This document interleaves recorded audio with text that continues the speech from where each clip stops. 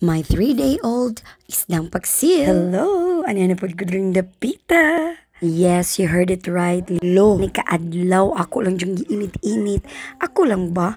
Nga di ko ganahan mo kaon basta inununan nga bag-o pagiluto. Ganahan ko taga-adlaw pa bukalan siya o niya mga pila na ka days diha pa kanon. Ay lami na jud kaayoy kaon nga kanang wag inani na gani ang sabaw, ang color. I don't know with you no, pero para nako perfect na jud kay ni tanan ay. Hurot jud hasta dukot ani. Labi na ay talong unya iba og kanang paliya ay sus lami magkinamot lagi. Di sa ta mag-diet ron ugma na lang. Pero nasayod ba mo nga kanidayang pangalan nga paksiw na isda kay ang paksiw comes from the word in Tagalog which means cooked in vinegar. Og tungod do naman siya suka so dili siya dali madaot.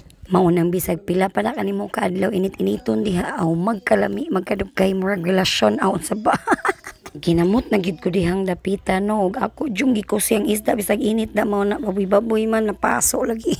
Unya nasayod ba mo nga ang kanidayang paagi sa pagluto sa paksiw na isda was originated during the Spanish era or colonial period in the Philippines. This is one of the easiest recipe that I know. Kay imo ra gud ibutang tanan ingredients then wait it to boil and that's it. I hope you enjoy watching. Follow for more. Buyers!